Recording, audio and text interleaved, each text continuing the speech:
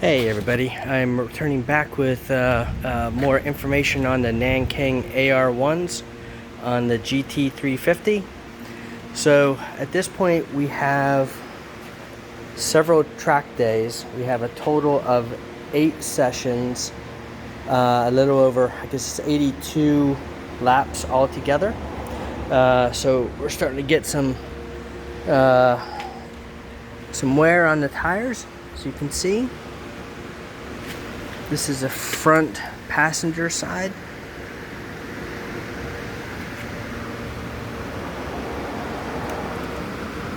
Trying to give a little bit of light so you can get a better view.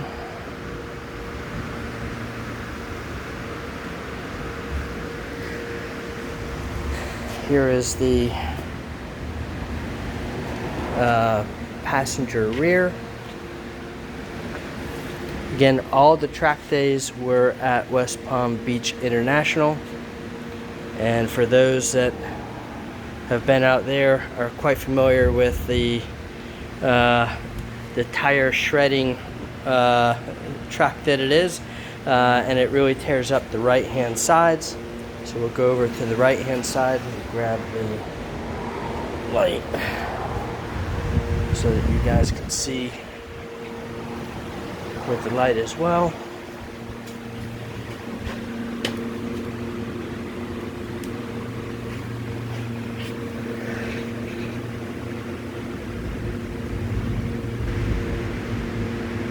So the tires have worn actually really well.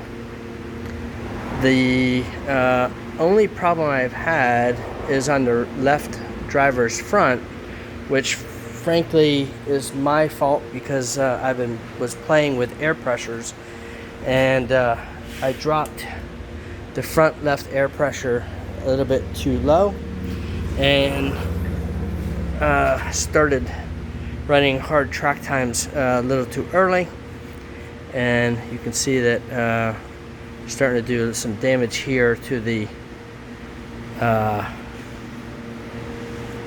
driver's front. Again, I take responsibility for it because I was playing with air pressures probably a bit too much, trying to find out how far I could go, and I clearly went too far. So we've got a new left front coming.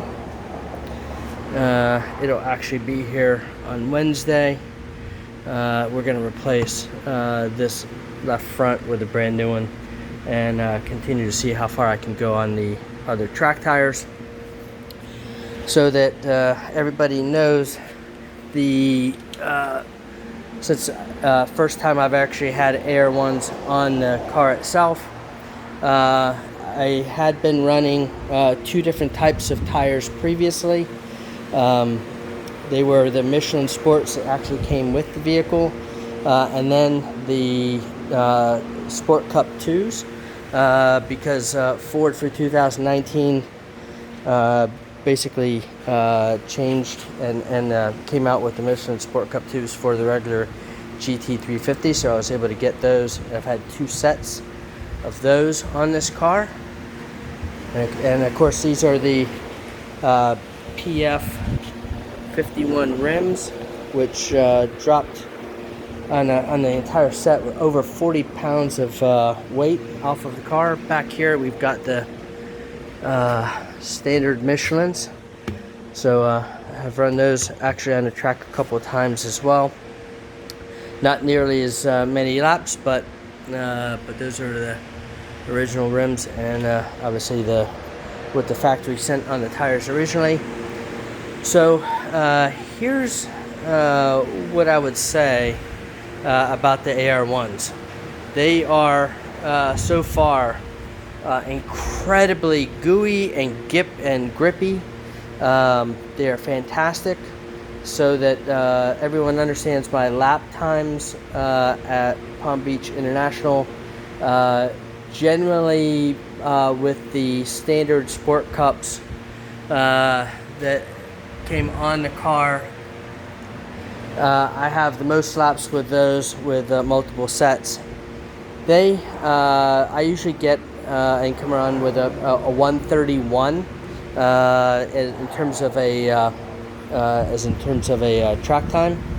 Up until the AR-1s, my best times had been with the Michelin Sport Cup Cup 2s. I was able to get into the 129s with the Sport Cup 2s.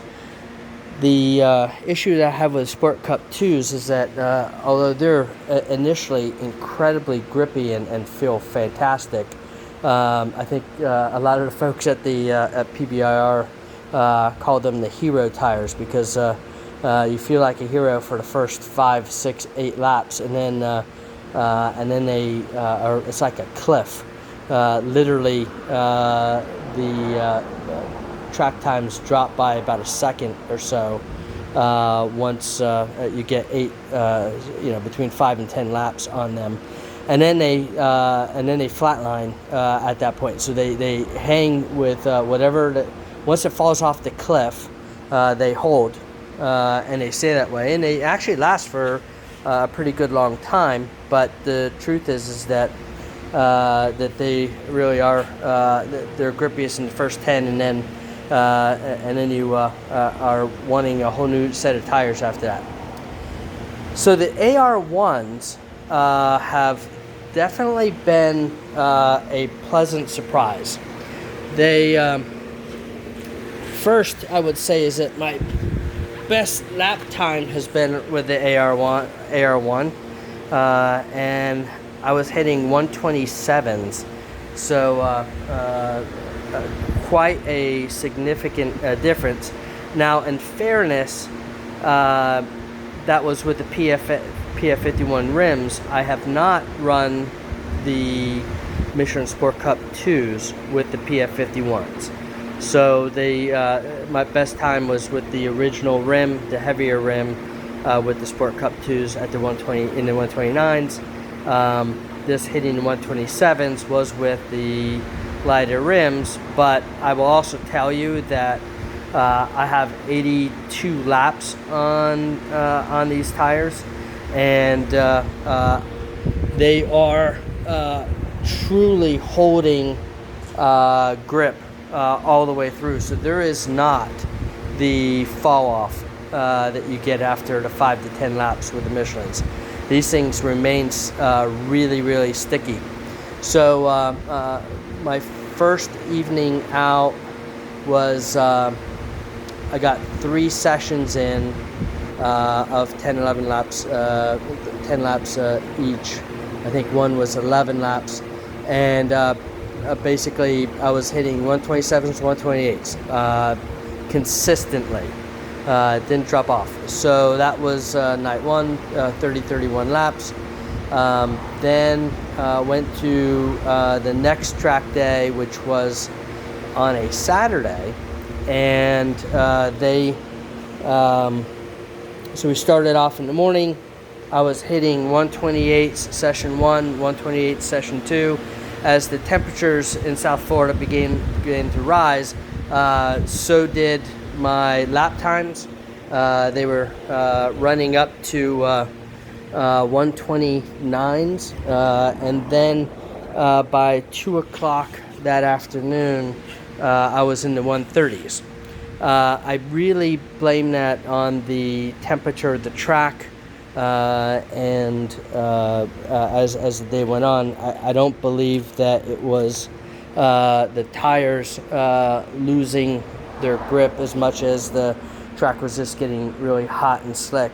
But I will tell you that these things are incredibly consistent. I mean, I was looking at my track times in the session, and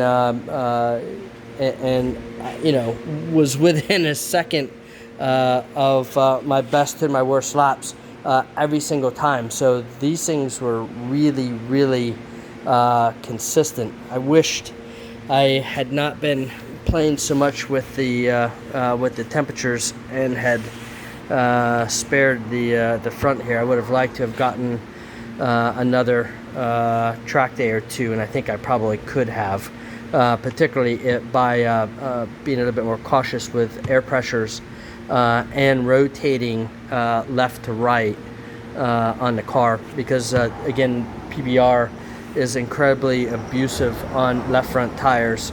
In fact, the track internally, everyone hits all four of the main Florida tracks, Sebring, Daytona, PBR, and Miami. But everyone basically calls PBR the tire shredder, and it is, although fun to drive. But at any rate, I wished I had not gone so low on the pressures on that left front. But what I would say is that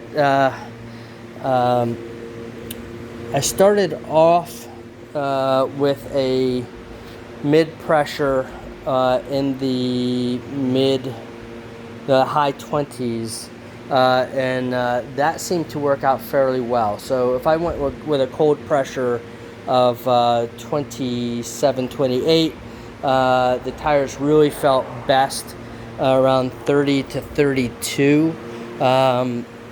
My problem was that the temperatures were pressures were running between 8 and 12 pounds depending on period of day. But so I've seen between the multiple sessions that these things could rise up near 12 pounds. So when I went back, I had lowered a pressure into the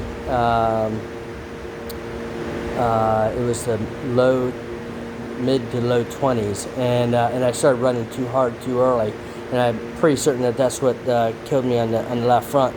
So I think the right answer as I go back is to basically start off at a 26 psi and expect it to go to a 38.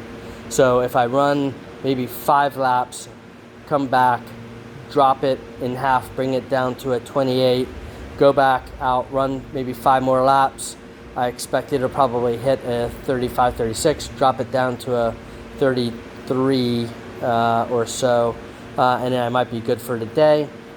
These tires really, like, at least on my car, seem to be best around the 30 to 30, we'll say the 29 to 32 psi range seemed to be the best for me.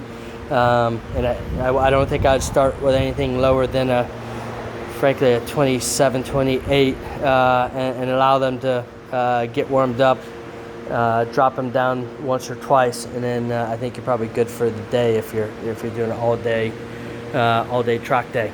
But at any rate, again, could not believe how well these things performed. They are really a fantastic tire. I am going to go to I'm going to basically replace the left front. I'm going to go ahead and run these things through. I think what I'm going to do is go back to a Michelin Sport Cup 2 on the PF51s and basically run those again, see how that goes, and to make a real determination. But frankly, from a cost perspective, so I've gone with P51s and I've squared the tires to P305s. The problem is the rims have different offsets to fit the car. So I didn't go with a different shim or anything like that to basically offset the rim itself.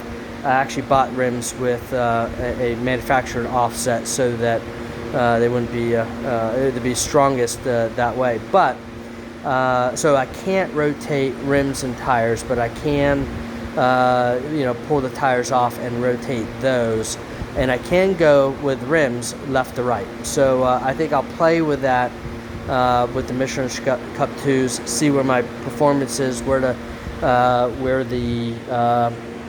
how they operate with the P51s, if that much different, and then go back to the AR-1s, because quite honestly, at this point, I would argue that is a spectacular tire for the price. So I was buying these for roughly $350 each for a P305 30 19-inch rim. They are DOT tires. I have gotten caught in the rain. So in Florida, here in South Florida, I've been caught in the rain several times with these things, not on the track, but getting to and from. And what I would say is that you definitely have to be careful, but I actually, with the grooves cut in, was able to run the streets pretty well, actually. So they're surprisingly good. They're not nearly as good as the Michelin's at all in terms of running in the rain. But with that said, you're able to get to and from track days pretty well with them. So I was really impressed and happy with that. So we'll get the next AR-1, replace this damaged guy up front, and continue to run laps, see how far I can push these things before needing to be replaced again, and then I'll go back to the Cup 2s and try those. But I can't imagine this car handles so much better with the AR-1s, and again at $350 a tire, by going to the pt2 30 19s. Those are $350 for the AR-19s. From Tire Rack today, if you get a non-Ford Michelin, so if you don't go with the FP, which is the Ford Performance Michelin Cup 2, and you just get a typical Cup 2 tire, they're $401 today. If you go and you start getting the correct Ford FP Cup 2s, they range between $460 or $440 and $500 a tire. So you could save a bunch by going Nankang's, and frankly, on the track, they're certainly a grippier tire. You will absolutely get better lap times with a Nankang. There's no question about it. But if you are also driving around town, probably not the tire to get. But if you can go with a set of track day only tires, absolutely that's the way to go. So anyway, I'll give another update later as I wear these Nankangs out. We'll try to figure out how many laps in total I can get on them before they all have to be thrown away. And then like I said, I think I'll go back and try a set of the Cup 2s once again. Just now that I had the Nankang comparison, we'll be able to compare a brand new set of Cup 2s. So hope this helps, guys. Thank you.